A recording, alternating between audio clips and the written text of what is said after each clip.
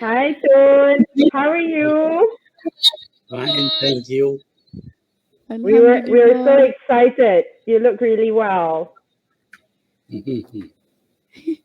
Assalamualaikum Tun.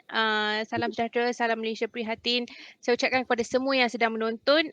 We are sorry for the slight delay. Terima kasih kerana meluangkan masa untuk bersama-sama kami pada hari ini dalam sesi Wanita Mendepani Pandemik dengan tajuk kita Kesihatan Mental, Suicide dan Harapan.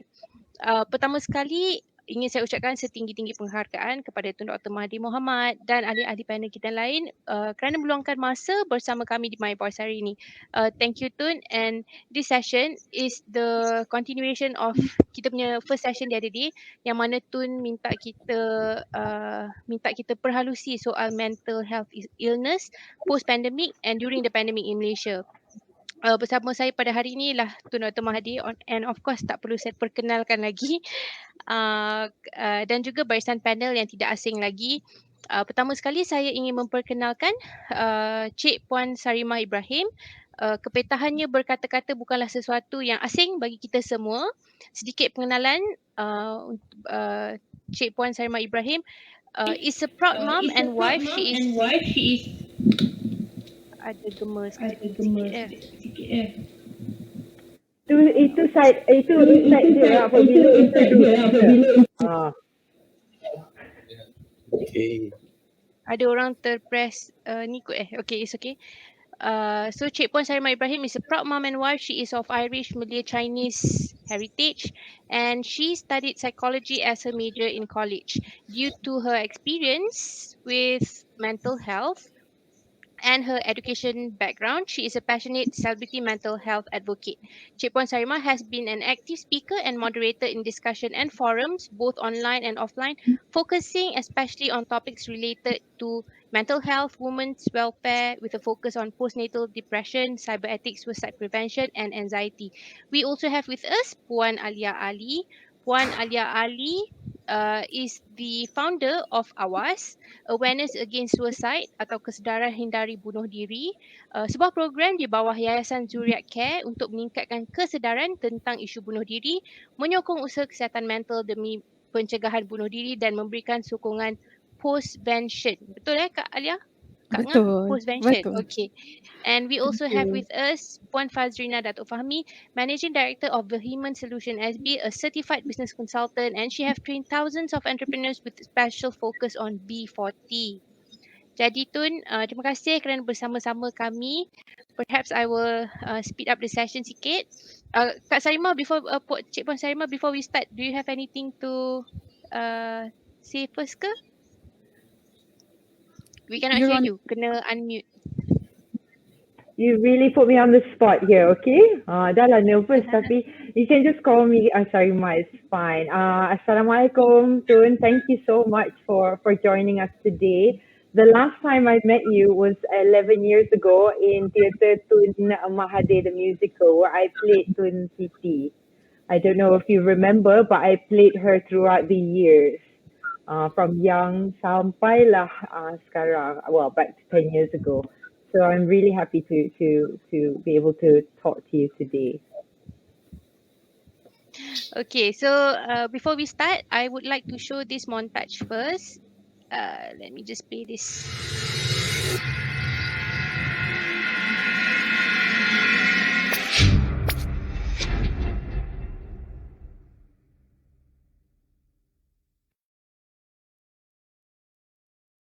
Okay, that is a clip, okay, on Harapan, hit that will be released on the 10th of September. Betul, Cik Puan? Correct. Yes, on a World Suicide Prevention Day, we are releasing a single.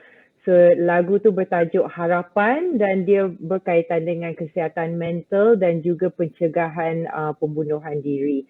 So it is a song that we hope will reach a lot of people and touch them and let them know that they're not alone. So myself and Damien Mikhail with Kak Ngah came up with this campaign called Stand for Hope. So we hope that you will stand for hope with us, Tun, and support this song, Harapan, insyaAllah. Okay, so the first question would be for Tun.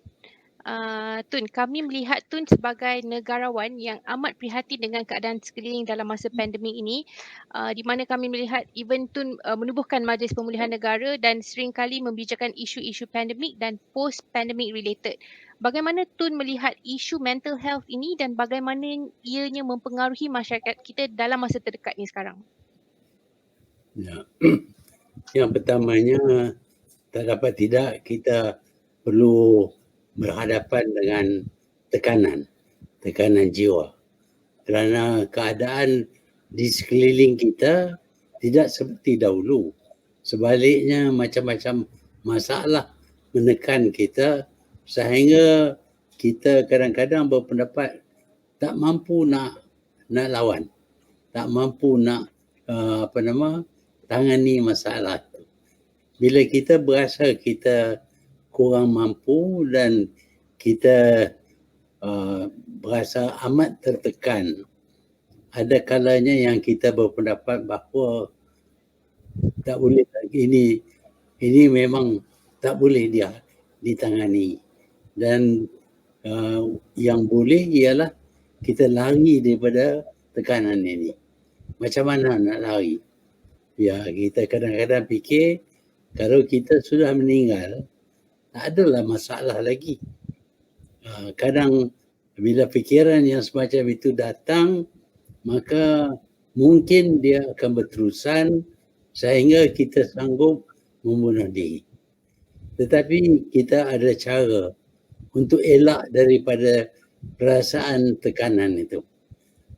Umpamanya di waktu ini kita tak boleh bertemu dengan orang lain, termasuk keluarga kita yang dekat dengan kita, kerana kita terpaksa pisah diri daripada orang lain. Tapi kita bernasib baik dengan kerana ada teknologi sekarang ini, kita boleh berhubung dengan mereka seolah-olah mereka berada dalam satu kamar, dalam satu bilik bersama. Walhal mereka ada berjauhan, tetapi kita boleh lihat mereka, boleh bercakap dengan mereka, boleh luahkan masalah kita dan mungkin mendapat nasihat daripada mereka. Ataupun sekurang-kurangnya dapat bercakap dengan benda-benda yang menyebabkan kita lupa tentang masalah kita. Dengan kegunaan Zoom ini, kita boleh bercakap dengan siapa saja di seluruh dunia. Saya sendiri kerap juga berada satu perjumpaan bersama ahli keluarga. Ahli keluarga saya bukan saja ada di Kuala Lumpur, tapi ada di UK, ada di Canada, ada di Amerika. Tapi melalui Zoom, mereka berada depan saya. Dan kita boleh bersembang dengan mereka dan mereka boleh bercakap sesama mereka pun. Jadi ini mengurangkan perasaan tertinggal, perasaan seorang diri. Sebaliknya kita berada bersama dengan ahli keluarga, kawan dan lain-lain. Ini dapat meringankan sikit perasaan kita dan buat beberapa lama kita tidak lagi memikir tentang masalah kita. Mungkin kita dengar masalah yang lain dan mungkin juga mereka juga menghadapi masalah dan cara mereka mengatasi masalah sehingga mereka anggap keadaan sudah jadi biasa, normal. Itulah sebabnya hari ini sementara kita mengalami penekanan yang amat berat sampai tak boleh jumpa orang, tetapi melalui Zoom kita boleh jumpa. Betul. terima kasih kepada teknologi walaupun kita terpisah, tetapi sebenarnya kita ada medium untuk kita masih bersama-sama. Imagine if we are in the middle of this pandemic dan kita tak ada kemudahan-kemudahan ni, mungkin lebih banyak kes-kes kesihatan mental yang akan yang ada masuk dalam kita punya statistik. Next to Cik Puan Sarimah, mental health is seen as something like a taboo. A topik yang kita kalau boleh kita tak nak cakap lah tentang mental health ni. Orang-orang yang mempunyai masalah mental health selalunya tak nak mengakui yang mereka ada masalah mental health. Bila berhadapan dengan topik ni, orang akan malu and shy away. We also got to know that you have actually faced yourself postpartum depression after giving birth. So how did you go through your journey and how do you think we can change the stigma in the society? That question sebab amat penting lah kita membuka perbincangan dan normalisasikan subjek ini ya, sebab itu antara barrier ataupun punca susahnya untuk meminta bantuan ataupun untuk mengaku diri sendiri itu mempunyai masalah, sama ada dari segi depresi ataupun anxiety, kemurungan ataupun kebimbangan yang melampau. So for me, setelah saya menghadapi kemurungan selepas bersalin pada tahun 2019, saya tahulah jelas pada saya bahawa itu bukan orang kata istilah meroyan, tetapi satu situasi di mana kesihatan mental saya terjejas. Tetapi saya dapat realize situasi itu disebabkan saya ada pendidikan dalam psikologi, dalam bidang ini, dalam subjek itu. Sekiranya saya tak tahu, sekiranya saya tidak peka, saya tidak aware dengan apa gejala-gejala yang saya melalui, mungkin saya pun tak tahu sampai hari ini tak minta bantuan. So Alhamdulillah, because of the education, I was able to ask for help dan di situ saya mendapat bantuan pakar dan Alhamdulillah setelah 6 bulan saya melalui terapi dan juga berjumpa dengan pakar kaunseling dan sebagainya, saya sihat semula. So it just shows that memang ada harapan, memang ada jalan penyelesaian seperti itu dah katakan tadi juga. Ramai antara kita yang akan rasa sangat down with the financial issues ataupun masalah keluarga. Mungkin rasa helpless dan hopeless. Dan di situ apabila kita dapat meminta bantuan dan kita terbuka dengan perbincangan seperti ini, maka dari situ kita dapat pengetahuan dan kita tahu we are not alone. To be human is to feel pain and to feel happiness juga, bukan satu sahaja aspek kehidupan. So dari situlah Fika, saya dapat dengan melalui situasi itu, I came out on the other end dan kerana itu hari ini I dedicate my time pada membantu mereka yang mengalami masalah kesihatan mental, yang berjuang dengan kesihatan mental. Pada diri saya, Tun, I feel like tanpa kesihatan mental ni tiada kesihatan rakyat ini dan negara sebenarnya. Sebab segala masalah sosial boleh dikaitkan somehow kepada masalah kesihatan mental yang mungkin tidak mendapat perhatian yang sewajarnya, tidak dapat perubatan dan sebagainya. That is my own opinion lah. Thank you Cik Puan. We have a comment from one of our viewer. Ini betul-betul dasar pandang ke timur ni sebab nama dia Jemput Mari. Katanya, Tun, kami yang meniaga kecil ni memang terasa tekanan. Cumanya banyakkan bersabar, percaya ini hanya ujian dari Allah SWT walaupun nampak malap jalan di harapan. I guess ada ramai, betul-betul ramai orang yang terkesan, yang kerja makan gaji, yang kerja sendiri, yang berniaga sendiri. Dan kalau kita tak buka isu ini untuk difahami oleh orang-orang semua that this is something that we have to normalize, yang kita kena beri perhatian, kita bimbang sekiranya kadar kemurungan semakin meningkat and in time lebih ramai orang yang memilih jalan pintas. Which we will come to soon. Next we have our question for Kak Ngah Alia, Puan Alia Ali. Kak Ngah Alia, before we start, would you like to share with us the poem that you wrote for us? And silakan. Thank you. Bismillah. This poem, nama poem ni bertajuk Sesalan Aku. It was written on the 19th of September 2019. Do you know what it feels like to lose someone to suicide? Exactly. Not a clue, right? Aku sesal dan kesal. Maafkan aku. Aku bebal. Ambil degree psikologi konon. Failed to see you were troubled and so alone. Ku kata kau attention seeking. Ku fikir elok saja kau dimarah ditengking. Walhal kau pernah berdiri di hujung situ, aku tetap bebal dengan pendirianku. Memaling muka mengharap ia berlalu. Mengaku lemah, ku pasti kau tak mahu. The pressure mounted, your mental health deteriorated. You didn't want to be a burden. As a result, we lose you out of a sudden. My assumption was far from right. You took your life that night. No, it was not seeking attention. It was certainly a grave plight. Charming and loved by many. Smart enough to be nominated a valedictorian. You made us all very proud. But what the hell? Boys don't cry. Man up, they say. You suffered in silence, fighting battles and demons we know nothing about. Sekarang, aku pula yang menghidapi penyakit depresi dan anxiety ini. Hiba melampau, jantungku kencang, perut memulas, peluh sebesar ibu jari. Penyiksaan jiwa kau dah lenyap, kini ku tanggung derita dalam senyap. Aku dah habis esak, aku dah tak larat penat, aku kian hilang kudrat, benak fikiranku semakin sarat.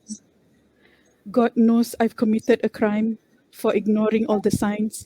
Forever I will be locked up behind those invisible bars of guilt. Aku bersalah, sangkaanku kau hanya tagihkan perhatian. Aku bersalah kerana tak sedar engkau dalam kemurungan. Kekuburkan dibawa penyesalan ini. Derita ku tukar sumpah dan janji. Pemangkin pendidikan dan pengajaran agar kesihatan mental tidak lagi dipandang ringan.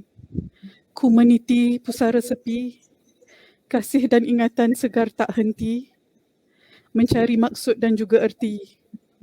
Keyakinanku penuh tiap ajal di tanganmu ilahi. Ku serah segala-galanya pada yang maha mengetahui. Thank you so much, Kak Nga Alia. Okay, Kak Nga, was this poem written back then? Is this a real story ke? Did somebody you know? Can you share with us? Can we share with us? Okay. And lepas tu share dengan kita apa itu Awas, siapa di belakang Awas dan bagaimana Awas menjadi pemangkin lagu Harapan. Please. Terima kasih, Fika. Silakan. Thank you so much, everyone. Yes, this poem was written by me, actually. I wrote it myself. This was when I was struggling with my own mental health condition. Masa tu saya baru didiagnose dengan depression and anxiety. Ketika itu ramai orang tak percaya kan, depression, all this mental illness ni sometimes orang, because of the stigma, orang tak percaya dan orang tak nak dengar. So I was looking for a way to manage my emotions, to express myself, and because of that I wrote this poem. Dan saya adalah pengasas awareness against suicide, iaitu AWAS, acronym for AWAS. I founded AWAS because I have actually lost a loved one to suicide. And because the pain is so real, the trauma is so real, I feel like it is something that we need to, as a nation, we need to talk about. Mental health, kesihatan mental tidak boleh diperlekehkan, tidak boleh dipandang ringan. And because of that, I founded AWAS. Dan pada mulanya, suicide loss survivors, sebab saya sebagai seorang yang telah kehilangan insan tersayang through suicide, tak ada 10 years ago, when this happened, tak ada support, tak ada sokongan untuk suicide loss survivors. Maksudnya kalau individual help, macam psychiatrist, psychologist ada, tapi macam support group tak ada. Macam as we know in advanced countries, there are a lot of support group. So I've decided, after I got well, Alhamdulillah, I decided to start a support group for suicide loss survivors and to provide hope for people who are struggling with suicidal ideation and behavior. So yeah, that's my story. Okay, terima kasih Kak Nga. It's really, when you know somebody, yeah, I mean suicide ni, it's really different than natural loss. it is something yang you tak boleh nak anticipate. And then when you talk about suicide, selalunya when you talk about suicide kan, the first thing people will ask, dia Islam ke? Betul. They don't care Selalunya what agama. problem. Yes, Ah. people don't actually care about why that person takes that leap, apa yang mendorong dia ke arah itu. The first thing people will ask is that dia Islam ke? Itu je. Yeah. So we really have to change the stigma in a That's way. true. And not The only stigma orang is tanya dia there and Islam, the perception. yeah, and not only orang tanya Islam ke, lepas dah keluar sensationalize all the berita, akan kata oh dia ni ahli neraka, dia ni low life, dia ni tak ada iman dan sebagainya kan. It's painful. It's painful to see all That these is things. something that we have to change. Kadang-kadang because especially now dalam keadaan pandemik sekarang yang melanda, ramai orang dalam keadaan buntu. Dalam keadaan I don't know where to go, I don't know what to do, I cannot put food on my table, tak ada tempat tinggal untuk anak-anak. Jadi perkara-perkara ni patut kita pandang jugalah. Okay, Coach Rina. Memandangkan Coach Rina bergiat rapat dengan golongan B40 dalam bidang perniagaan, how bad is the pandemic hitting the B40s and the M40s? Silakan. Okay. Can you guys hear me well? Yeah, it's far tapi boleh dengar. Okay. Alright. I believe that after dah nearly 2 years, we are in this pandemic. I see that there are three groups lah. Three groups yang first ni yang memang actually they are making money during this pandemic. Okay. From those yang dah memang berniaga F&B, yang dah memang guna platform digital, so these people are actually making money. So those yang memang dah enter the e-commerce punya platform, they are also making money. They have already started in Shopee, Lazada and that kind of e-commerce platform lah. Okay, there are another group yang second group would be those yang beroperasi dari rumah, the usahawan-usahawan lah, the business one yang beroperasi daripada rumah. I'm talking about usahawan first, Afrika, yang business owners yang beroperasi dari rumah. Diorang ni mungkin I'm not saying that it didn't hit them bad, kena, tapi sebabkan dia punya overhead tu kurang kan, jadi dia beroperasi dari rumah. And then there were bantuan GKP from the government, daripada GKP 1.0 sampai now nak masuk 4.0, dia dah in total I believe is already 6,500 lah in help. So mungkin with the less overhead, diorang beroperasi dari rumah, mungkin sales kurang tapi it doesn't affect them that bad lah. Yang teruk would be usahawan yang still in conventional punya business, you know, yang still tunggu orang yang ada kedai, because their overhead is tinggi. Lepas tu they're still waiting for people to come to kedai, nak you know, dengan overhead yang tinggi, nak bayar premise, nak bayar sewa, utilities and all, and staff salaries and everything. These people yang teruk, and these are sadly these are the majority group. Okay, so for usahawan, yes, it hits them badly.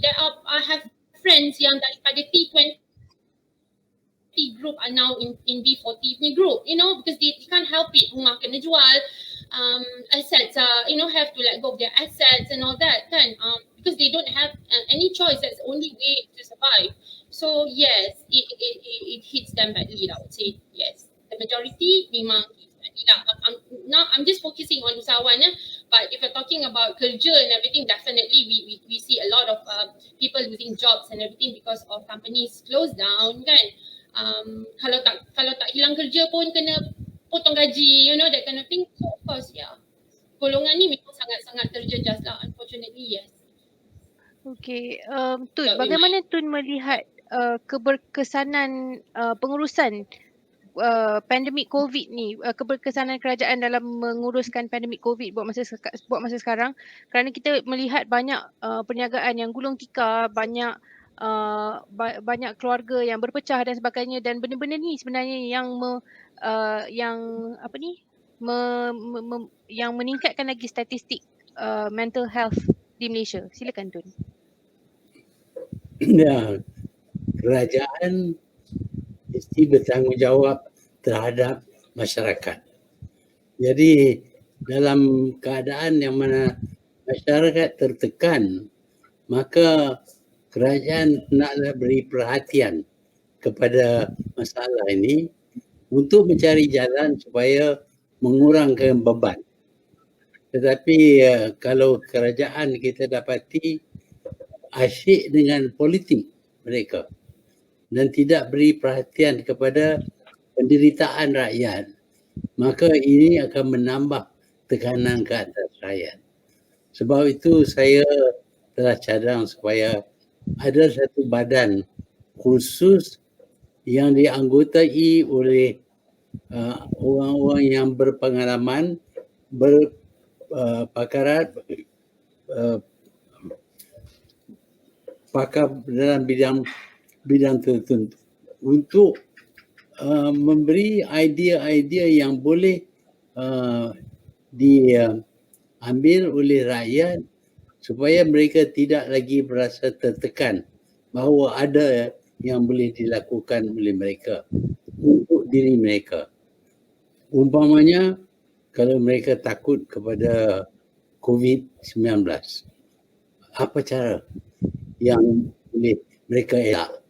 Ini menjadi satu tanggungjawab kerajaan memberitahu kenapa kita perlu amal SOP. Kerana itu adalah satu cara untuk menyelamatkan kita. Di waktu ini kita juga ada vaksin. Dan kalau kita disuntik dengan vaksin, kita juga lebih selamat. Jadi ada hope bagi kita. Pada mulanya tak ada hope. Ini akan berlaku dan tak ada ke mana aku dah lari. Tetapi sekarang ini sudah ada. Jadi ini saja kalau dilihat pihak kerajaan berusaha untuk menyelamatkan rakyat. Rakyat tidak berasa tertekan dan masalah penyakit jiwa tidaklah terlalu sangat kerana ada cara untuk mengatasinya. Sebab itu saya meminta supaya diadakan satu badan khusus yang akan tangani masalah-masalah ini. Dan kita tahu cara-cara juga. Umpamanya, kita tak akan dijangkiti kalau kita tak berdekat dengan orang yang sudah mendapat penyakit ini. Kita tahu. Dan kalau kita asingkan diri kita, kita terselamat. Tetapi kadang-kadang kita terpaksa masuk dalam satu crowd, satu perhimpunan orang. Dalam keadaan itu mungkin kita akan terjangkit. Jadi caranya ialah elak daripada terjangkit dengan tidak berada dalam satu kumpulan orang.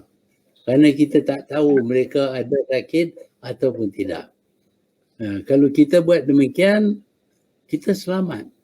Sebenarnya daripada 32 juta rakyat Malaysia, 30 juta selamat. Yang kena setakat ini ialah cuma 1.8 juta atau 2 juta. Jadi yang 2 juta ini kenapa mereka terkena kepada penyakit ini? Kebanyakannya kerana mereka dedah diri mereka kepada jangkitan. Kalau mereka tidak dedah, mereka juga akan bersama dengan yang 30 juta lagi yang tidak terdedah. Jadi kita ada harapan, bukan tak ada harapan langsung. Dan sekarang ini sudah ada vaksin dan kita tahu kalau kita disuntik dengan vaksin kita akan lebih selamat. Dan kita boleh ada harapan keadaan ini akan dipulih semula. Dan kita akan dapat bergerak seperti biasa, menjalankan tugas-tugas kita, kerja kita, perniagaan kita dan sebagainya. Jadi kalau kita nampak hadapan itu amat gelap, tekanan berasa amat teruk. Tugas kerajaan ialah menunjuk the light at the end of the tunnel. Kerajaan boleh buat demikian. Kalau dia tunjuk kata, ya ini true, tapi ada jalan. Tak lama lagi kita akan selamat. Tapi kena buat macam ini. Pada masa itu adalah sedikit semangat diberi kepada kita untuk selamatkan diri kita.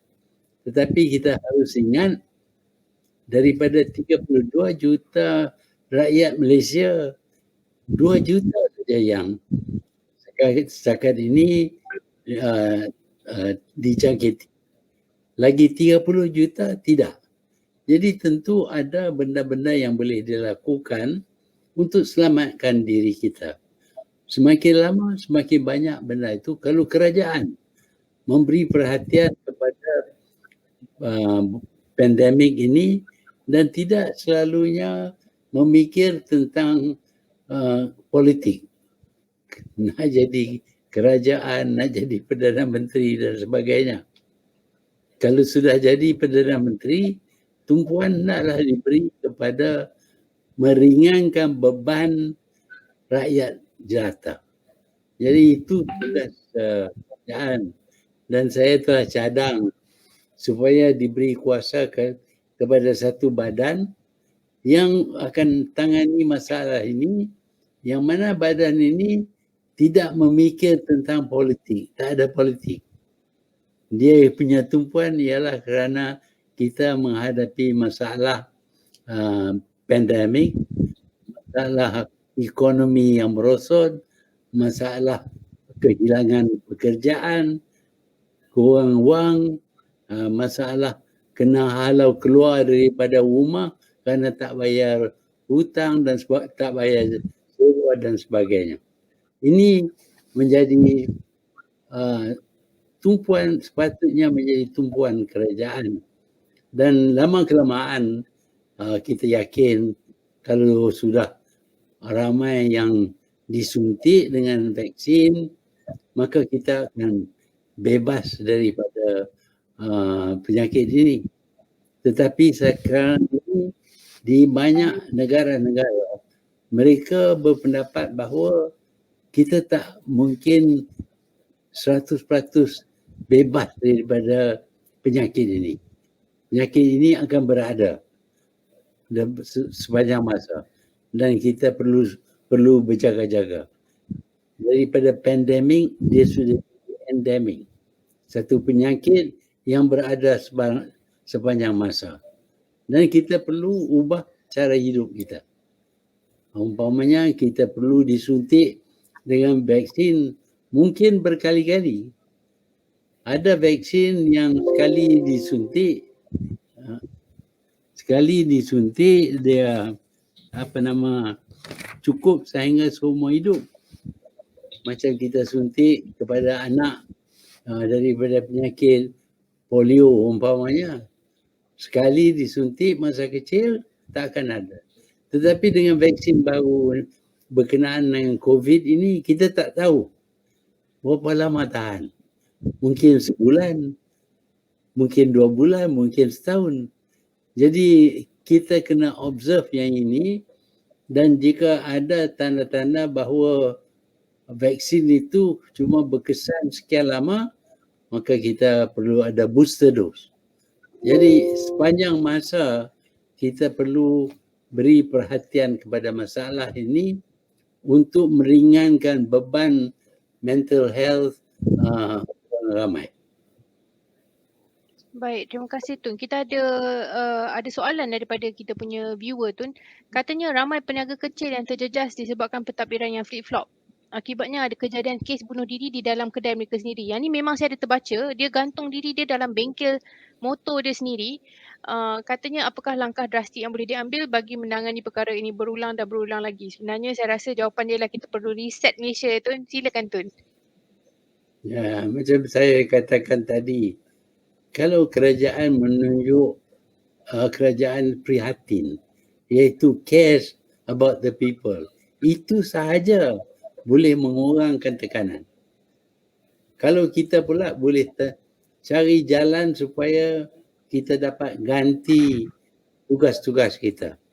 Umpamanya kita tak boleh bekerja kerana takut dijangkiti. Tetapi masa di rumah, kita ada banyak aset di rumah. Bolehkah kita guna aset di rumah tu untuk ganti pekerjaan kita? Saya lihat ramai suri rumah yang sekarang ini membuat macam-macam makanan yang dimasukkan dalam botol ataupun uncang yang dijual melalui online. Tak payah pergi ke mana.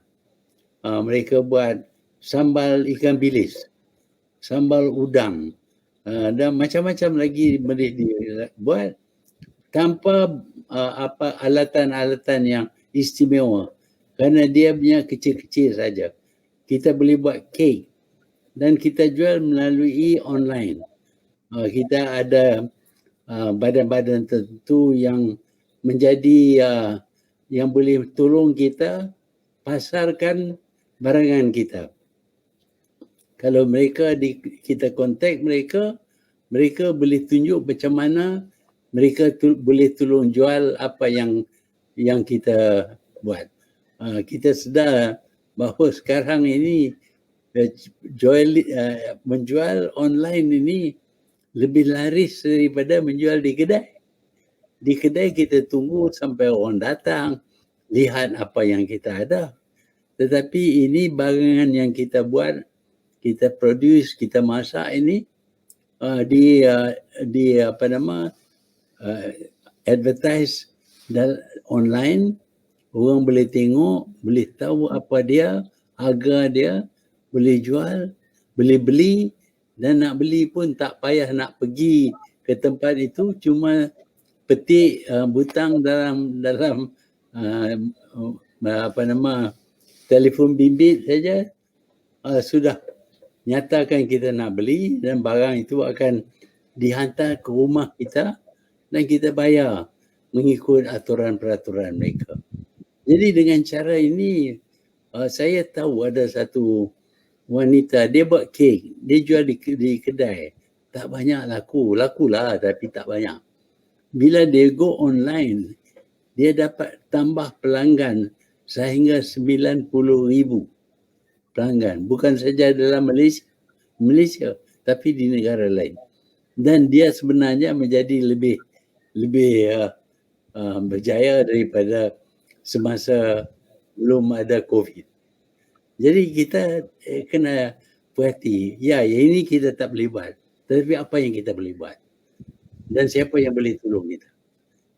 Itulah kalau kita ada harapan, walaupun tak dapat daripada gerai kita tak terbuka, kita tak boleh buat apa, tetapi di rumah kita boleh buat. Banyak benda kita boleh buat. Terima kasih Tun.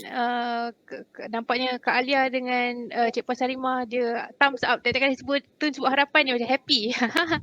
Okey. Sebab sebut je perkataan harapan tu banyak kali tu. Kalau saya kira nak dekat 9-10 kali dah. So rasa alhamdulillah tajuk lagu kita pilih tu bagus lah maksudnya.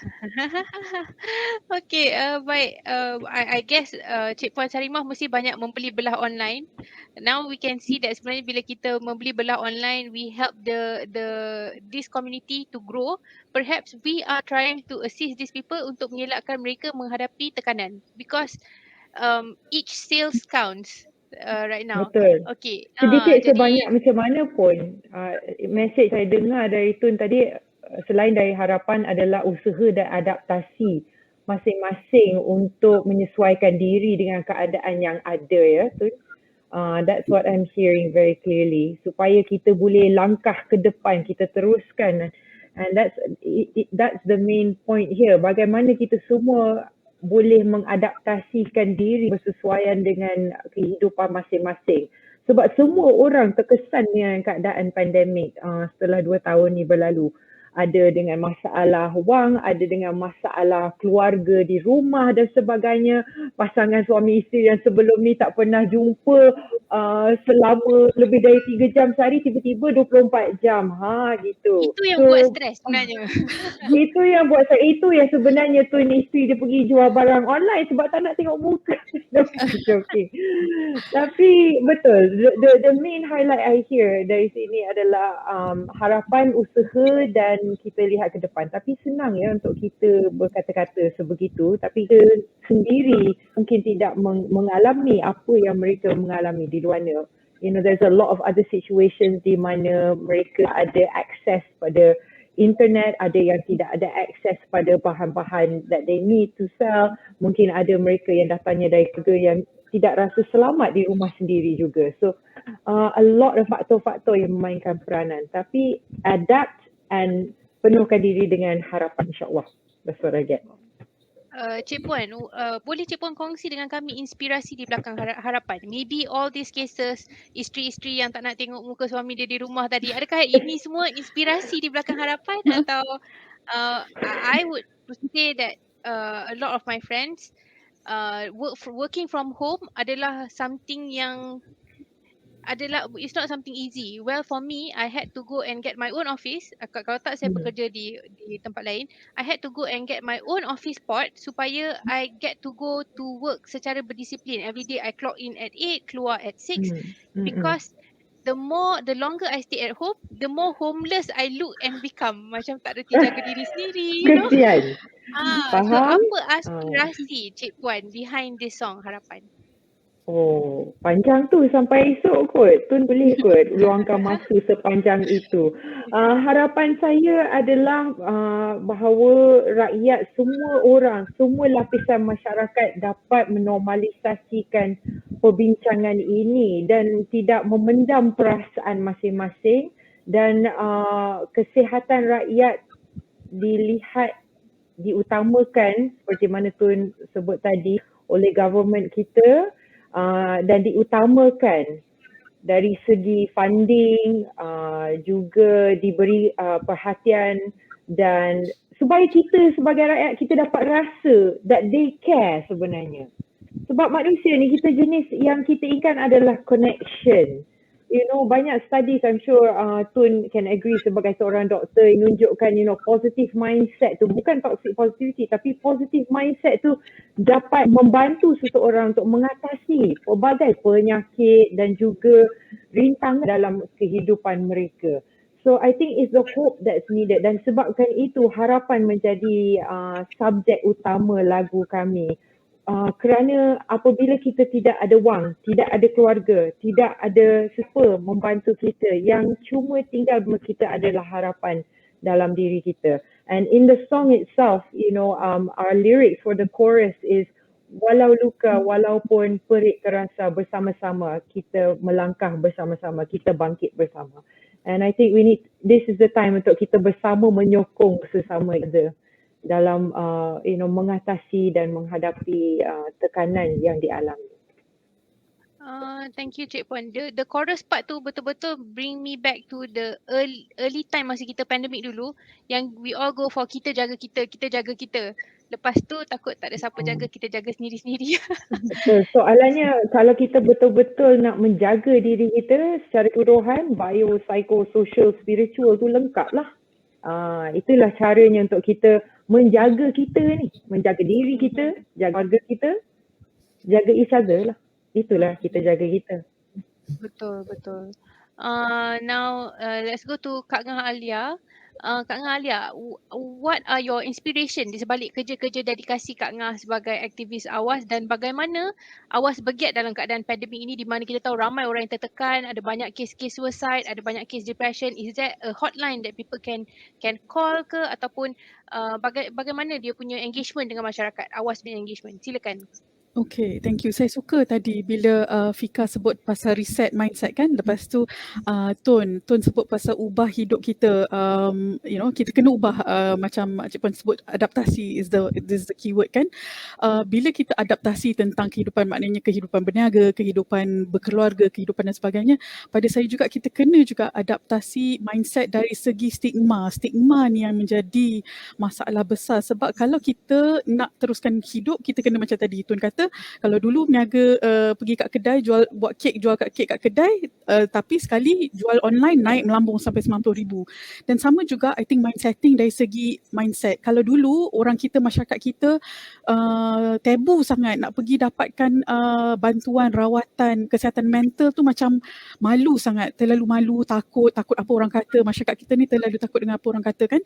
Jadi kita kena pecahkan mindset, ubah. Sebab bila kita kehilangan pekerjaan, bila trauma trauma beramai-ramai, secara besar-besaran, kehilangan ahli keluarga due to COVID ke, due to macam-macam masalah, kita menghadapi trauma, dan bila trauma tu mungkin ada orang yang okey, yang tak perlu dapatkan rawatan, tapi ada juga segelintir yang memerlukan rawatan misalnya. Dan kalau selagi dia tak boleh bawa diri dia, malu, takut untuk dapatkan rawatan, sedangkan mental health support tu ada, and itulah yang menjadi masalah selagi orang tak reach out.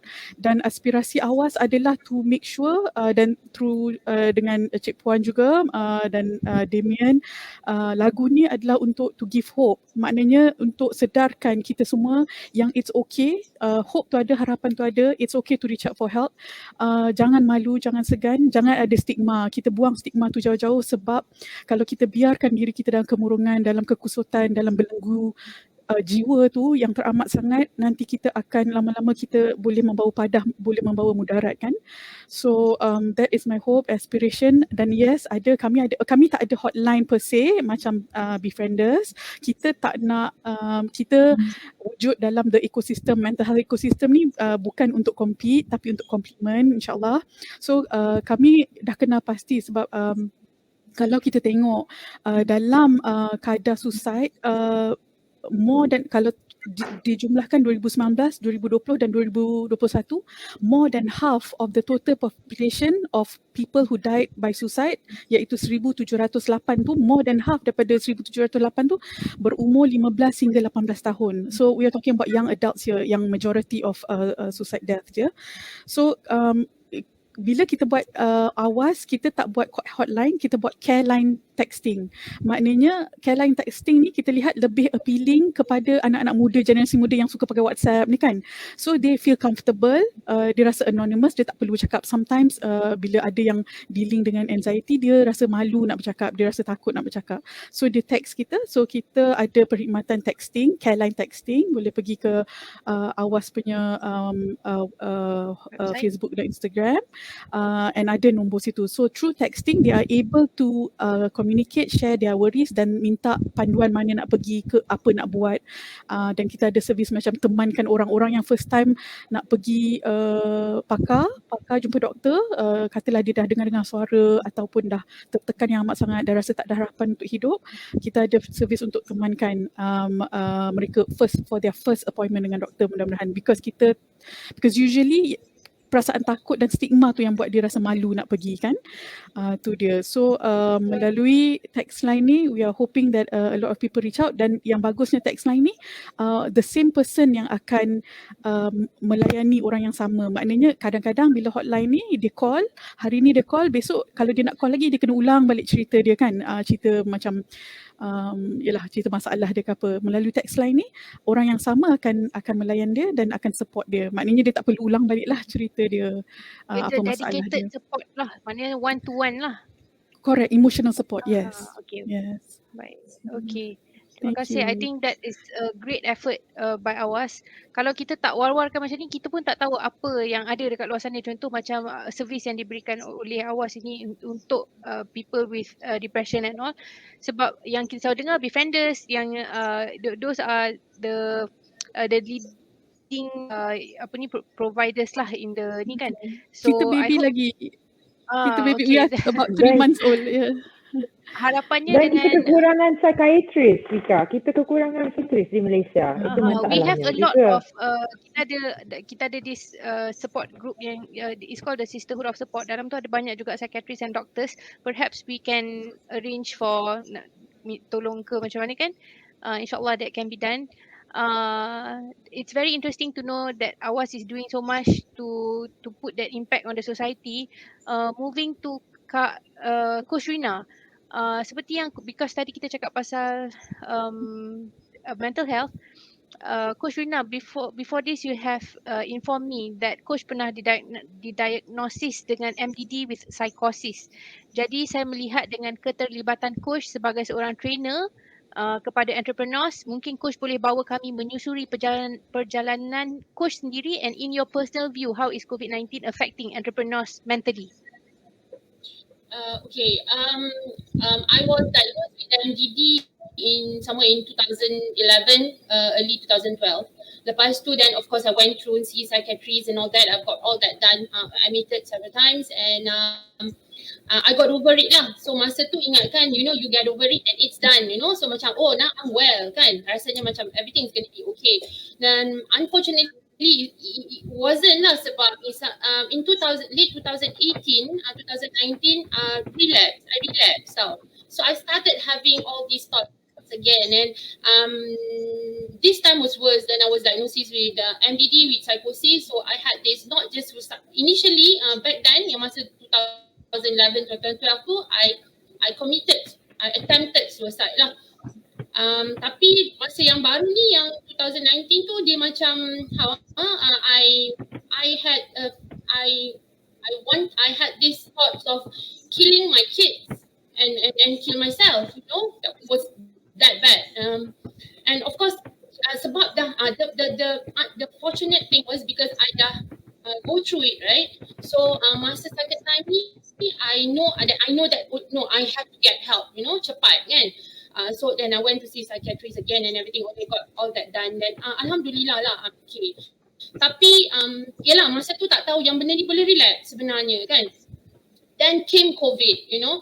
Okay, kalau nak cakap pasal usahawan jangan cakap doang. I'm the one yang bagi tahu kat orang, motivating people, you know, doing this is how you should do business and all that. But at the same time, many times I almost succumbed to the, you know, depressive and suicidal thoughts. So ramai of late comfort, memang ramai sangat yang cakap macam dia mentally disturbed. Bukan disturbed dah, dia mentally affected by the COVID. Tapi masalahnya some ni, especially the young ones, diorang ni self-diagnosed tau.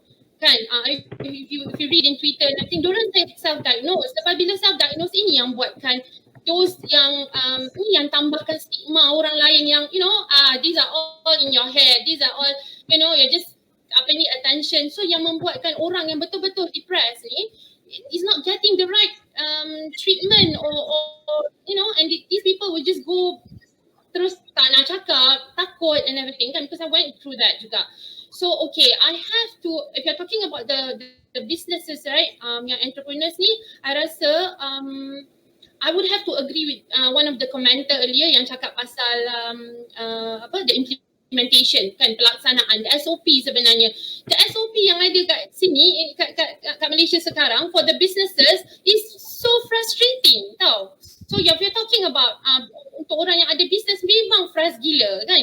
So one day you're telling us this, you know, I'm an entrepreneur kan, I buat training. So when you do training, oh no, tak boleh. Sekejap lagi you buka 1 month and then the next month tak boleh, you know. So it's really frustrating, and of course definitely lah benda tu akan affect us kan, nanti. Okay, and then kalau you are constantly, you know, currently kita ni semua in for those businesses affected ni, kita ni currently in surviving mode tau. Bila you're in surviving mode, it is very difficult for you to be creative, very difficult for you to think out of the box lah, macam mana nak buat benda lain ni, it's so difficult kan. So yes, so dah sampai desperation. Okay, business kena tutup, business tak boleh jalan, anak-anak tak makan, you know, it comes to a point that tak makan, nak makan pun dah tak ada duit, nak kena halau daripada rumah lah, you know. You kan, okay lah, people bagi bantuan, but then bantuan makan, tapi then at the same time they are asked to leave the house, vacate the house. So how is that a solution kan? So kalau nak cakap pasal how it's affecting them mentally, definitely lah benda ni sangat besar lah. Cuma what I experience, I rasa support group tu memang sangat helpful. This is what I didn't have back then in 2011, 2012. I had to go through it all alone. Lepas tu tak faham, lepas tu takut, you know, you try to hang yourself, and the next thing you know, you dekat hospital bed kan. Macam mana? You faham tak? This kind of thing, you didn't have anyone. And talking to certain people pun macam, betul ke? Kau okay je, you know? Tak solat ke? Islam ke tak ni? Something that I had it all. Cukup mengaji. Kan, semua benda ni I went through that as well. So for those entrepreneurs yang memang going through this, memang you kena get the support group bukan support group lah. Kadang-kadang certain people that you're close. I have certain friends that I'm very close with and I'm very comfortable to talk to them, that I always go to them. You know, the people that won't judge you, won't, you know, say anything, they will just listen. And kadang-kadang bukannya nak apa-apa, nak validate your feelings saja, you know, bukannya nak orang cakap macam to do anything. We don't want anyone to tell us what to do. We just want someone to validate that this feeling is real, what I'm going through is real, you know. So once you go through that, kita dah settle that mental part, then bukanlah settle, at least you address it. Then after that, kita bolehlah fokus on macam mana nak do something with the business, you know, macam mana nak maybe diversify kan, or perkembangkan macam mana selepas tu, then you're able to focus on that. If not, memang susah sikit lah. So that's my view lah. Thank you. Thank you, Coach Rina. I would like to open to the rest of the panelists. Ada yang nak bertanya soalan kepada Tun ke, Kak Sarimah, Cik Puan Sarimah? Maybe you have anything. Silakan. Definitely. Tun, I would like to know kan, sorry lah kita kena mix cakap ni kan. Sometimes some of the words susah nak get it in bahasa, but I'll try my best. So nak tanya sama ada Tun pernah terasa tak dalam hidup ni tekanan yang teramat sehingga kan Tun sendiri terfikir macam there's no way out of this. Pernah tak Tun rasa seperti itu? Dan kalau tak pernah, Alhamdulillah. Kalau pernah, bagaimana Tun mengatasi perasaan itu? Ya, pernah. Ya. Tapi not so severe. For example, selepas saya lulus daripada secondary school, saya harap akan dapat pekerjaan. Lebih-lebih daripada itu, kalau boleh dapat scholarship, boleh pergi study law and other things. Saya tunggu, tak ada reply, tak ada, and you become very depressed. Especially ada kawan yang sudah dapat scholarship, boleh pergi England, boleh pergi belajar. Jadi you ask yourself, what has happened to me? What's wrong with me? Jadi you have a feeling of depression. But I must say that the moment I was asked to come for an interview to study medicine, that's the end depression. But at other times I had some minor discomfort, not to say to the point of wanting to commit suicide or anything like that. But I find that tak patutlah macam ni, tertekan macam ini. For example, you know, I've been accused of a lot of wrongdoing. Yes. Right. When I have not done that, and any attempt I make to say no, I didn't do that, nobody will believe. Right. Nobody. For example, they say I am corrupt. I said no, I didn't take any money. Of course, he will not admit. He's hiding. He's very clever at hiding, and it's very depressing to find that you want to do good, but nobody recognizes you. See, for that is depressing. But when other things succeed, then you can overcome the depression. But kadang-kadang tu tak boleh nak dapat kejayaan. Nak buat sesuatu yang baik, orang suspect you ada personal interest. You know. Last night I was looking on YouTube the construction of the North-South Highway, and in that YouTube it says that I have a share in the company that built the North-South Highway. It is a total lie. I didn't have any share, but I cannot. I tell them, but they won't believe, and that is very frustrating. Yeah. That is more frustration than depression.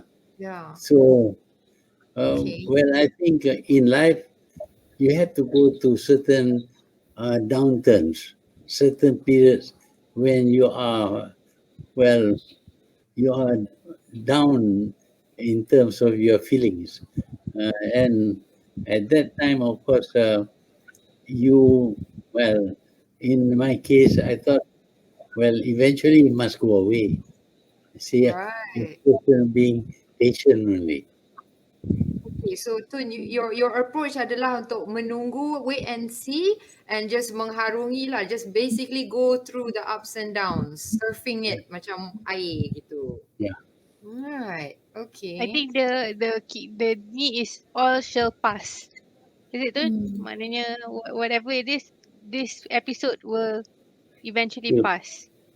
Yeah. Again, that is a very true thing, because when I was going through my postnatal masa tu sama juga. Itulah the pemikiran yang sentiasa ada in my mind is nothing is permanent in life. Segala-galanya adalah temporary. Yang bagus, yang baik dan juga yang pahit, yang susah.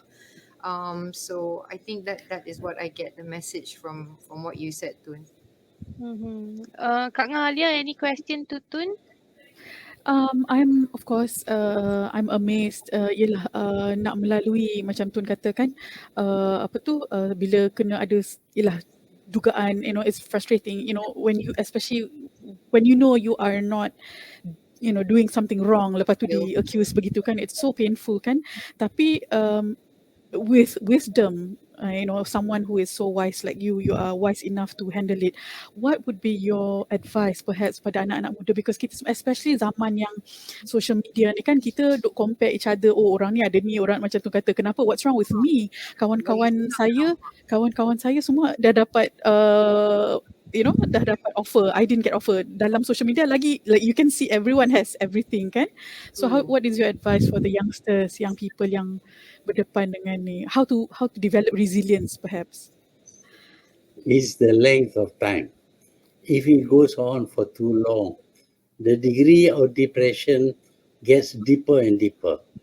But if you don't only look for one result, you may think that, well, other things can happen. Okay, you don't get a scholarship, but there is an offer for you to do some other training. You take that, then you don't feel so badly. And later on, you may get what you want. But make use of whatever opportunities that you get, and that will help you overcome your disappointment about not getting what you want. Yeah. Did you ever compare yourself, Tun, to anybody else? Like Kak Nga brought up comparison. Did you ever compare yourself, Tun, and say like, oh, I must be like this or I must be like that? Pernah ke? Yeah. When I feel depressed, I compare myself with other people who have failed.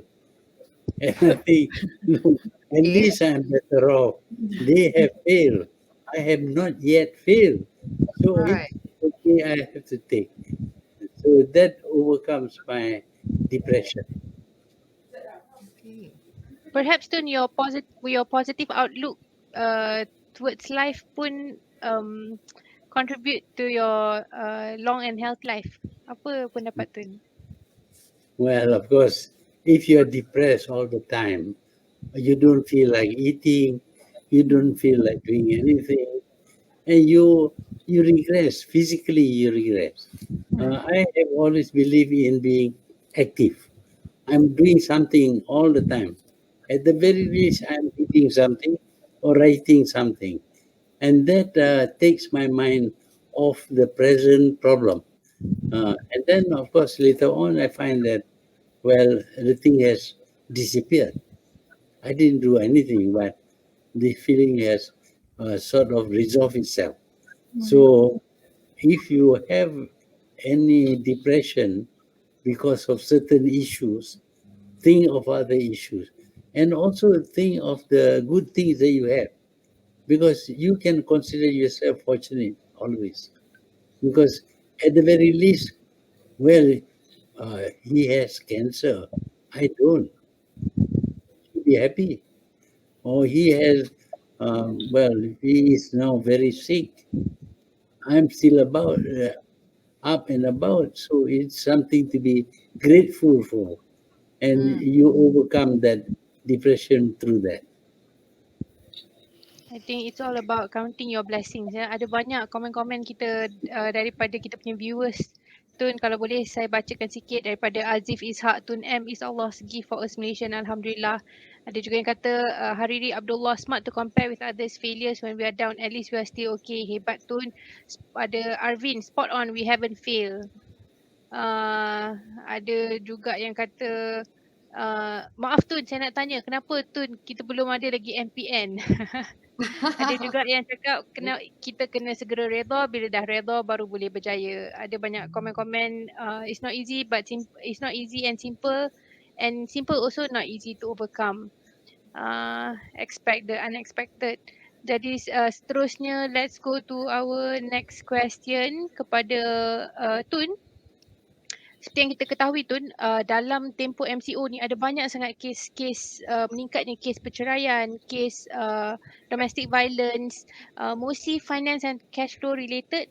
Jadi nak minta Tun beri before we end, minta Tun beri nasihat kepada wanita-wanita di luar sana yang berhadapan masalah emosi dan tekanan, because tapi saya nak cakap juga tadi ada pula yang komen, kenapa kita ada Jabatan Kementerian Wanita dan Pembangunan. What about lelaki? Siapa nak dengar cerita lelaki? Lelaki pun kena ada support group. Apa pendapat Tun? Silakan Tun. Ya, lelaki kes depresi quite tinggi Tun.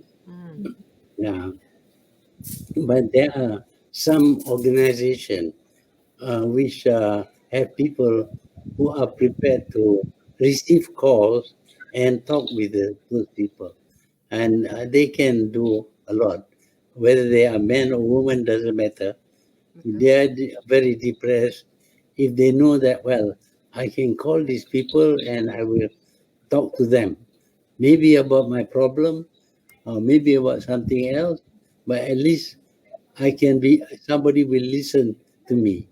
That is a great relief. You see, one of the things that a doctor practices is what is called the laying of the hand.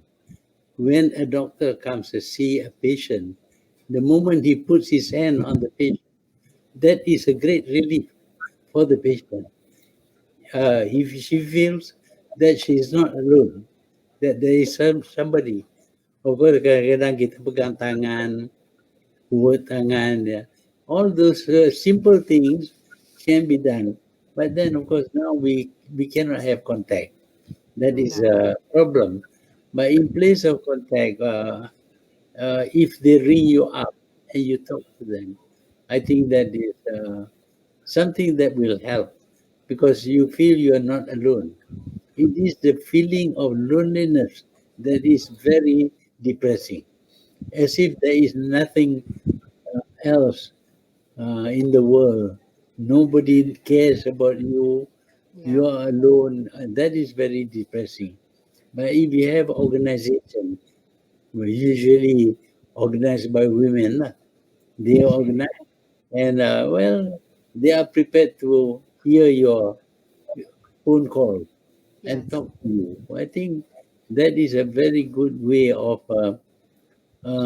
reducing the feeling of loneliness, which is very depressing. Yeah. You know, Tun, Fika, everyone, I'm also the patron of Miasa, and we provide counseling, and there's free counseling for the B40s. And you're right, Tun, the feeling tu, perasaan keseorangan tu, macam tak ada orang yang kita nak, meluahkan perasaan, itu yang jadi orang rasa terdesak, Tun. You know what I mean? Tak tahu nak cerita kat siapa, tak nak membebankan orang lain. So I really like your point pasal tu Tun. And then I wanted to ask you, bila Tun rasa terbeban ataupun emosi kan, Tun selalunya akan meluahkan perasaan dengan siapa Tun? Saya jarang unburden myself. Jangan salah jawab Tun. Are you sure? Macam tak Lain percaya. Tun, jangan salah jawab. Yeah. Now I'm not going to believe you. Now how? Yeah. Well, I feel that it will go away. And I concentrate on other things. Or I read books or I write something to take my mind off this very depressing things. Oh, okay. I don't like to pass on my depression on to somebody close to me. Tapi kalau Tun rasa marah or emotional dengan orang, selalunya Tun akan cakap tak dengan orang tu? Kesimpan. What do you Saya do? tak tahu lah, tapi saya baca baru ini some comment about my character, and although this man criticized me all through, but he says that I didn't get angry. I don't shout at people. I accepted that what they did is wrong, but well, so what? I learned from one surgeon who I was working with in Al-Star Hospital. He is different from other surgeons. There was one surgeon who gets angry. You give him the wrong instrument, he throws the instrument on the floor. But I have this man, Mr. Fraser. You give him the wrong instrument, he looks at it. This is not what I want, but never mind, I will try. That is Using the wrong instrument. Yeah, wrong instrument. Yeah. Okay. Because surgical instrument ni dia ada range, some big, some small, and all that.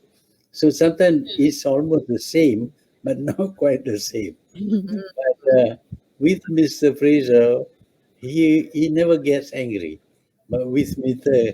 Cameron, who was the first surgeon I was working with, I used to run away from his theater. Whenever he's operating, I go to another room. Okay. Maknanya kan, if I may add, maknanya what we can get from this story kan Tun, it's I love I love your story, because maknanya dalam pada kita nak membantu orang lain pun kita kena ada that kelembutan kan. Maknanya kalau kita marah-marah, orang yang kita nak tolong pun lari kan. Ya, takut. But we are always inspired, or kita rasa lebih dekat dengan orang yang ialah lebih lembut, lebih mudah bercakap daripada orang yang marah-marah dan things like that. My personal experience dengan Tun, a lot of people tell me that, oh, baik kalau nanti Tun marah ke dia. But I will tell people, I think Tun is very witty. I think he's funny. I don't see the character yang kalau orang kata garang ke, ataupun orang-orang ni tak ada experience, one-to-one experience, tapi mungkin hearsay. So these are the things yang dalam society kita we tend to listen to hearsay. I rasa orang tu macam ni, orang tu macam ni, tapi kita tak ada personal experience. Macam yang tadi Tun kata, for the highway punya project, orang kata dia ada share dalam ni, orang kata, but those things are not real. But when being bundled up and presented as a story, and orang lain pun terima secara bulat-bulat, benda tu boleh mengakibatkan stres kepada orang yang berhadapan dengan situasi tu. Betul, dan itulah merupakan apa yang dikatakan persepsi yang salah, stigma.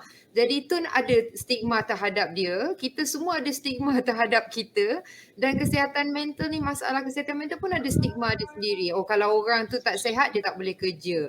Kalau ni dia makan ubat, maksudnya dia gila dan sebagainya. Inilah semua yang kita kena sama, we need to fight the stigma, sebab kita tak boleh cepat menghukum dan membuat andaian. Lebih baik kita bertanya soalan dulu dan mengenali. I have a friend at work who is suffering from mental health. It's quite scary because she once came to me and say, she's a loving mother, tapi she once came to me and say, you know what, there are some days yang I rasa I nak siat kulit anak I just to see how it turns out. Dia ada diagnosed case of psychosis, and also dia hallucinate, those kind of things. But I see that some people at work tend to avoid her. So macam maybe she's difficult to work with, no, but I find that if I don't give her that support she needs, then who else? So itulah, kita kena mainkan peranan kita masing-masing dalam masyarakat. We cannot shun away these people. We have to take them, because we don't want to be that person in Kak Ngas poem tadi yang menyesal di akhir hidup because we did not provide support. Nafika, we need to differentiate between penyakit mental and masalah kesihatan mental, sebab dia bukan tiba-tiba bangun pagi kan Tun, tiba-tiba from depression you become psychosis. Dia ada perjalanan dia. Dan kalau kita dapat rawatan dengan awal, ada harapan di situ untuk kita keluar dari situasi itu, dan in the hopes that kita takkan lebih teruk dan lebih merosot keadaan kesihatan mental kita. So I believe that dengan macam kesihatan lain, sama ada diabetes ke apa, boleh kerja, boleh kahwin, boleh berjaya, boleh gembira, boleh add to society. Cuma I feel like society ni kita kekurangan pemahaman dan stigma tu terlalu kuat. It's like Tun said just now, the belief systems yang orang ada, susah we want to break it down. Dan kita nak menyatakan yang ini tak betul sebenarnya. So that is the most important thing we need to do. Buka perbincangan supaya orang lebih memaham dan boleh menerima mereka yang ada masalah kesihatan mental. Kalau kita boleh terima orang yang ada penyakit diabetes datang kerja, ataupun orang yang barah boleh pulang ke kerja, kenapa tak boleh terima seorang yang mempunyai depresi dan sebagainya? Betul. I think kita perlu memperhalusi subjek ini, menghilangkan stigma dalam masyarakat, dan kita perlu wujudkan persekitaran yang selamat dan persekitaran yang berkesan untuk orang yang ada masalah mental health. Basically at one point in life, a lot of people akan berhadapan dengan masalah ni. Kita perlukan that support lah. So one last round, Tun, before we end today's session, one last round for everyone. Tun, apa harapan Tun untuk Malaysia? Silakan Tun. Ya, saya waktu ini saya nampak gelap. Pasal terlalu keadaan gelap. Kerana saya berpendapat kita tidak punyai kerajaan yang menumpu kepada kemajuan negara. Sebaliknya kerajaan yang cuma nak pegang jawatan pasal duit. They're thinking about what they get. Apa aku dapat. And when they do like that, they think like that, they are bound to do the wrong things. This is what happened when Najib says cash is king. Dia berpendapat bahawa hubungan yang baik dengan orang tak berguna. Kita bagi duit, dia sokong kita. Itu pendapat itu that was wrong. But then, in addition to that, you don't do things to make people like you. You only do things like giving money. You give money, you expect people to support you. Not like you, but they support you. So, this is prevalent now among the politicians, which is why in one study, they find that 53% of the people in Malaysia are fed up with politicians. Bosan dengan politik. Jadi bila kita ada masyarakat yang semacam itu, masa depan tak begitu menjamin kejayaan. Tapi kalau kita boleh kata, this 53% yang bosan dengan politik ini are willing to do something to overcome this, and there is a possibility of doing this, then I think but it's going to be very difficult. What I see today is that everybody has been broken up into small parties and all that. Tak ada kira lain. Nak jadi wakil rakyat, nak jadi menteri. Kalau tak jadi menteri, jadi apa pun dengan bertaraf menteri. All because of the money. I'm sorry to say. Because actually, a prime minister is paid much more than he needs. I felt very, very rich because not only do they pay me my salary, but they give me everything.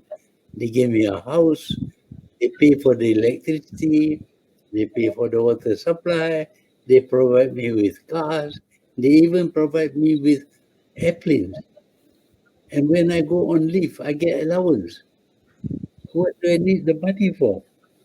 The money I need is for my food, that's all, and my clothing. Itu aja.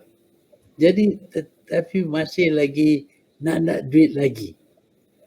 Saya tak nampak apa. Akhirnya kita akan meninggal. Kita tak boleh bawa duit pergi akhirat.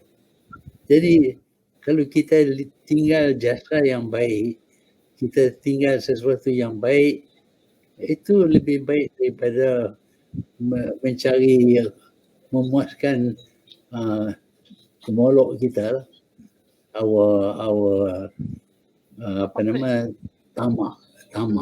Okay. So that I'm sorry, I don't want to bore you with this. Terus But rasa this is- depressed, Tun. Terus rasa depressed. Ada harapan tak lagi untuk kami Tapi rakyat ada Malaysia harapan ni? tak? Itu dia. Nak dengar harapan Tun ni. Harapan saya ialah kita sedar dan kita tolak yang buruk, ambil yang baik. Okay. Bukan susah. Jangan terima rasuah. Rasuah is going to kill us. Don't do that. On the other hand, you have to work hard, to be honest. All the good values will give you good result. All the bad values will destroy you. Terima Okay. kasih Tun. Let's keep the good values and leave the bad values. Kalau ada yang kita sedang buat, kita ambil perhatian dan kita tinggalkan perkara-perkara tak baik yang kita buat. Rasuah is definitely one thing that needs to leave from the culture bangsa kita. Semalam je baru saya terbaca satu news, dia kata tanah kecil di KL dalam 20,000 square feet milik 2 orang wanita berpindah milik ke syarikat persendirian tanpa pengetahuan mereka. Macam mana perkara-perkara macam ni boleh terjadi? Tanah tu value dia 7 million. Jadi macam mana perkara-perkara ni boleh terjadi kalau bukan kerana rasuah? So saya rasa rasuah ni betul-betul membunuh masyarakat. Dulu kita nampak rasuah ni dalam cerita-cerita Tamil dari negara India. Rasa macam dah teruk sangat. Rupanya it is happening in our country. And it will be worse if people like us, good people, do nothing. Jadi before we end the session, one round, Kak Ngah Alia, harapan Kak Ngah untuk Malaysia.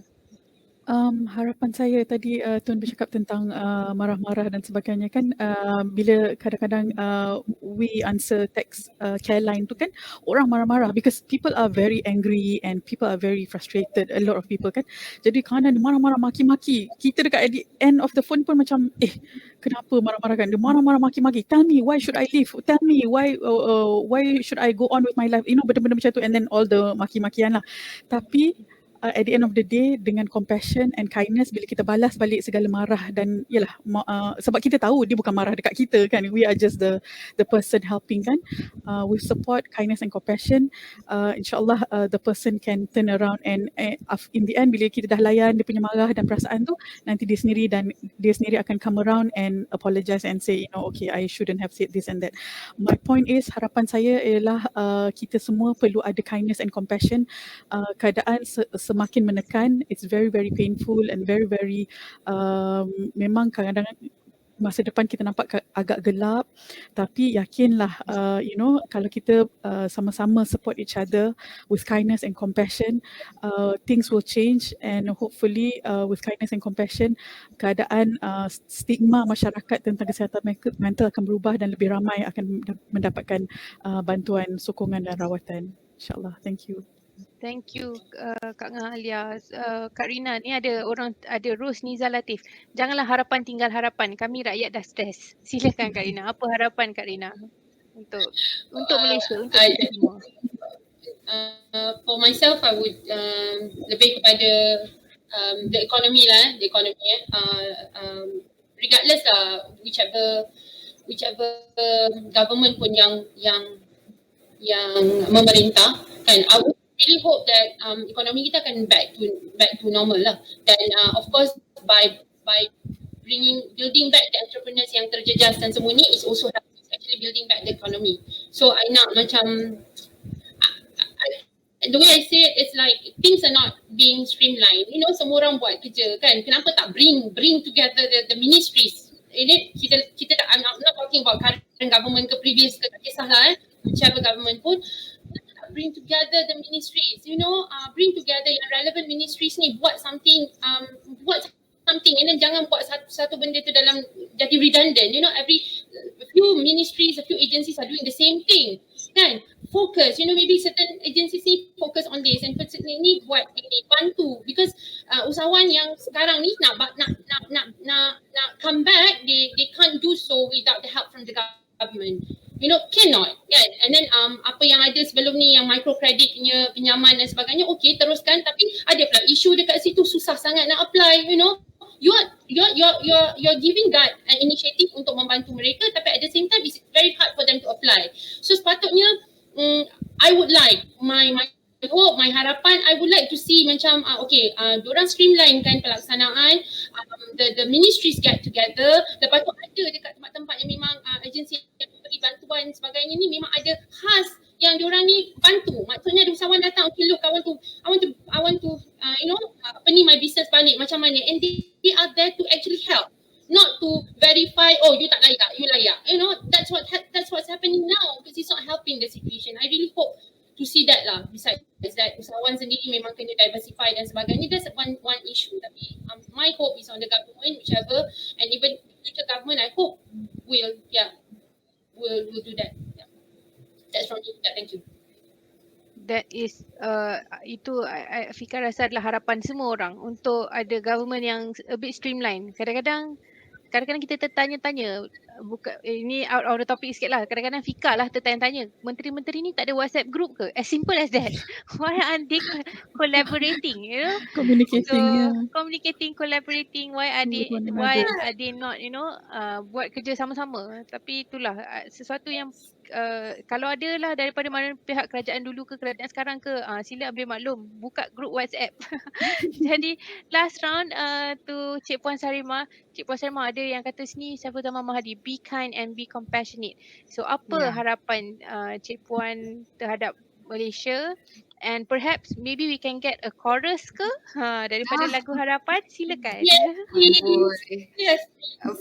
Firstly nak cakap, united we stand, divided we fall is the quote that comes to my mind. Sebab Tun was discussing about how we're so divided, pecah-pecah, and I hear a lot about the breaking of things in our talk, in terms of not being focused together and the government, etc. So harapan saya adalah semua bersama-sama, bekerjasama. Macam Fika kata tadi, boleh tak adakan WhatsApp group supaya semua sama kepala basically dan jalan ke depan. Hari ni keluar announcement ini, the next day keluar announcement lain, tapi tak apa, itu perbincangan politik, saya tak nak masuk, nanti kena marah pula.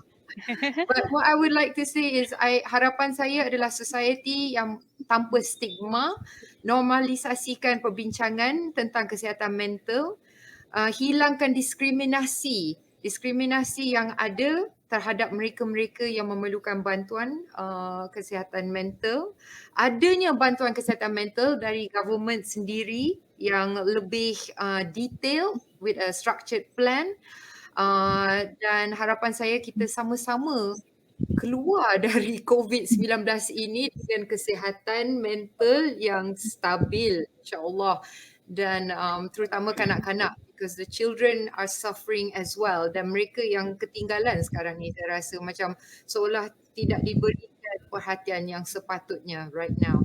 So harapan saya kita sama-sama, walau luka, walaupun perih terasa, bersama-sama kita terus melangkah. That's the chorus of our song. And that is Thank you so much panel-panel kita, Tun Dr Mahatir Mohamad, Cik Puan Sarimah, Alia Ali, and also Fazrina Fahmi. We had a very rebuilding conversation. At the end of the day, kita nak reset negara, dan selepas kita reset tu ada keperluan untuk kita rebuild semula negara ni. We have to admit when there's a problem. Negara kita sekarang dalam keadaan yang agak terumbang ambing. So bila negara kita terumbang ambing, jiwa masyarakatnya juga kosong. Yang tertekan terus tertekan. Jadi apa yang kita perlu buat ialah kita perlu memberikan satu kestabilan kepada semua. When the country is stable, the people will feel secured, will feel safe.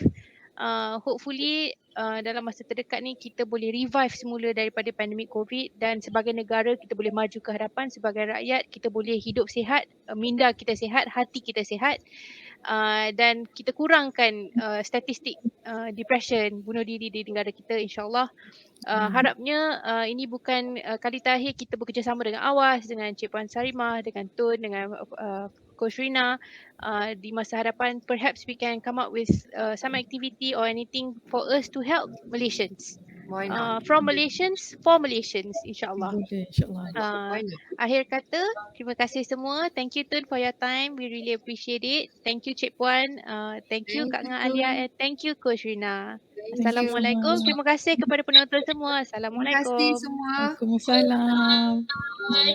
Thank Stay you. safe. Bye. Stay safe everyone.